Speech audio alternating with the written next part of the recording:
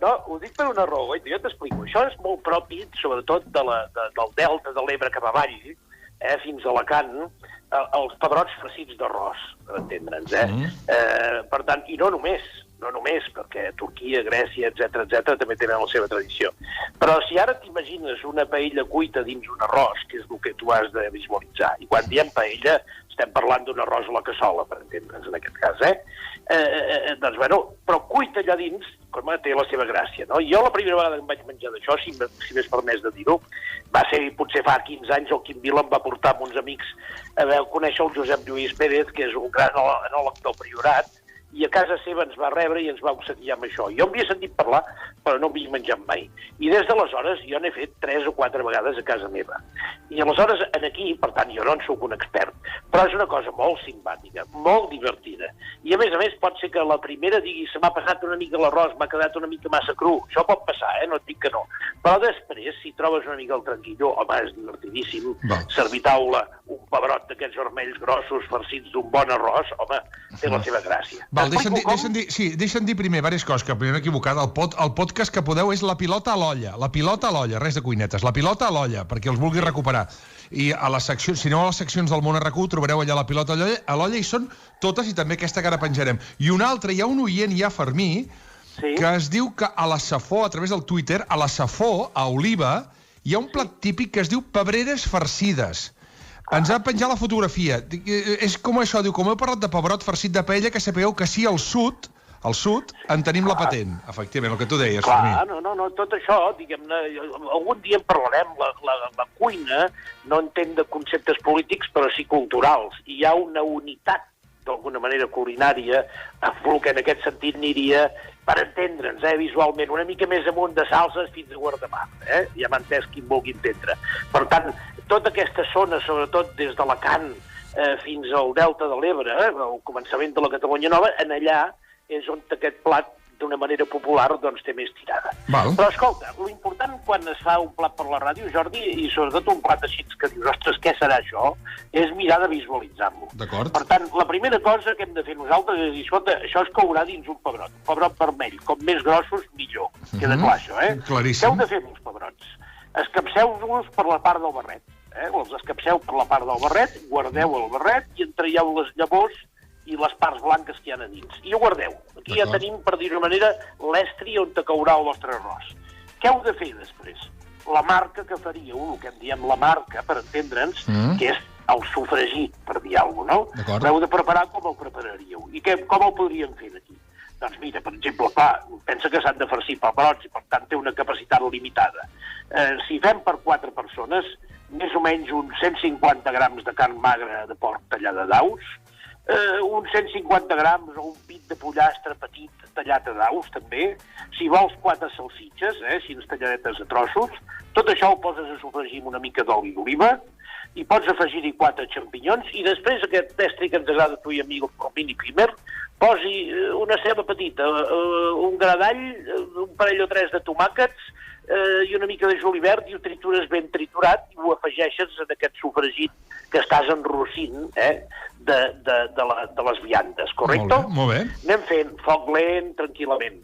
Quan ho tenim quasi fet, això, i tires una mica de pebre vermell dolç, que a mi m'agrada sempre en aquest tipus de sofregits, corregeixes una mica de sal i pebre, i ja ho guardes. Aleshores, què fas aquí? Aquí aboques l'arròs, que en aquest cas has de fer una quantitat inferior a la que faries normalment.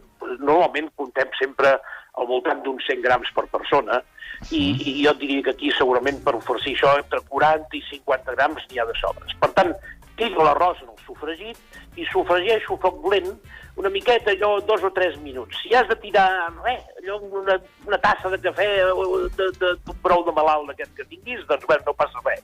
Si no, una tasseta de cafè d'aigua perquè et pugui aguantar aquest sofregit 2 o 3 minutets. Quan tens això, què fas? Doncs farceixes els pebrots en aquest arròs i la marca. Fins quan? Fins a dalt de tot? No.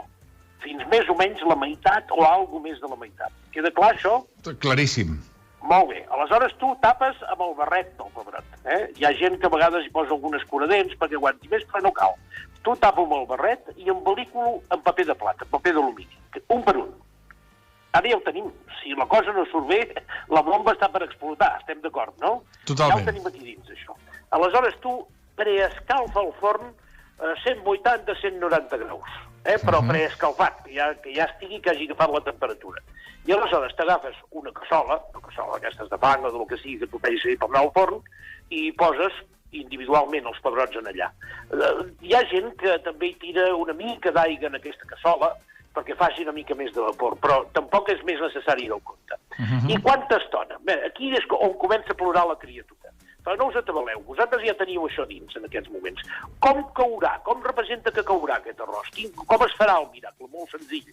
Com que està tapat amb paper de plata, i a més és una verdura, i la verdura té aigua, aquesta aigua de la verdura, juntament amb el vapor que es formarà dins, anirà coent l'arròs i el anirà coent d'una manera, evidentment, molt més lenta del que faria foc viu. S'ha visualitzat bé això? Ho tenim clar que està passant en aquest moment a dins el pebrot quan el tenim al forn, Aleshores, clar, quan tu tens l'arròs que l'estàs fent dins la paella, tens un cert punt, una certa exactitud de minuts. Això és més complicat aquí, perquè depèn d'entrada de quin tipus d'arròs facis servir. Jo últimament m'he acostumat molt, i ho dic perquè, per exemple, ja que el Condis ens ajuda en aquest sentit, doncs que sapigueu que en el Condis n'hi ha, en altres llocs també. A mi m'agrada una varietat que es diu Arborio, que pot ser també la Carnaroli, però l'Arborio hi ha una marca que es diu Scotty, que en aquests supermercats es troba. És un gra d'arròs que queda molt més suelto, queda molt millor, és més resistent, és més bo. Bé, quanta estona, això? Com dic, aquí és on plora la criatura. I, per tant, el primer dia, potser se l'ha passat una miqueta, però m'ha agradat la idea, doncs vinga, el següent dia 10 minuts menys. Perquè això va, no d'un minut, va de 10 minuts en 10 minuts. Jo et diria que al voltant d'una hora, això normalment us ha de quedar bé.